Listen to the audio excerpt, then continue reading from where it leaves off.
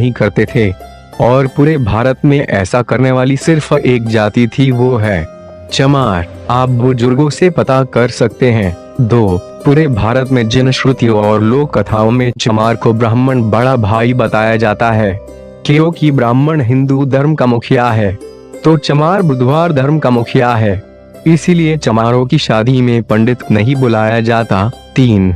रामायण में और कुमारिल भट्ट की किताबों में बुधवार को शूद्र लिखा गया है और रियल में भी चमार को ही मुख्य शूद्र माना गया है।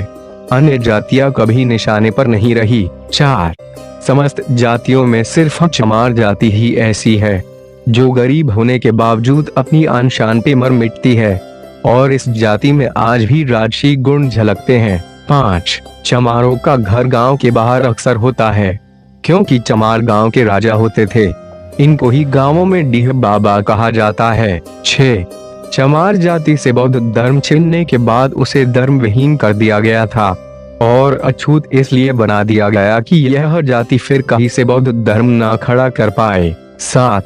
चमार जाति की शिक्षा पर रोक इसीलिए लगाई गई थी कि वह अनपढ़ रहेगा तो खुद को चमार अछूत समझेगा और कभी यह नहीं जान पाएगा कि वे चमार एक राजशाही खून है। इसलिए चमारों की शिक्षा पर रोक लगाई गई थी कि चमार शिक्षा पाएगा तो फिर से बुधवार धर्म खड़ा कर देगा। 8.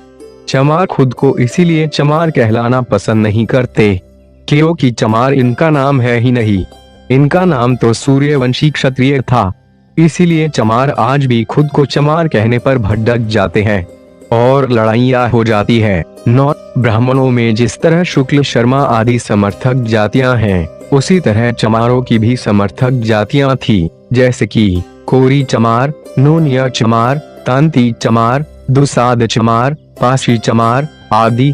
लेकिन चमारों की सत्ता विलुप्त होने के बाद इन सब में फुट पड़ती गई। 10. चंद्रगुप्त मौर्य भी चमार थे, लेकिन गोरे और सुंदर थे, जबकि चाणक्य ब्राह्मण था और काला, इसीलिए कहावत बन गई कि काला बाभन गोरा चमार दुई जात से सदा होशियार। 11.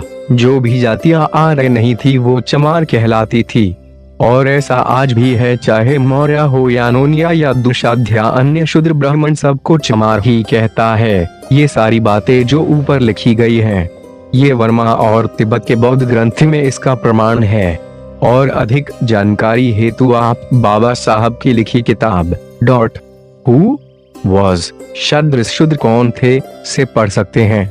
हर चमार से अनुरोध है कि इस वीडियो को किसी अगले चमार बौद्ध भाई के पास जरूर भेजे ताकि उसको भी यह पता चले कि उसका खून भेड़ बकरियों का नहीं है, बल्कि हर चमार महापंडित है, सूर्यवंशी है।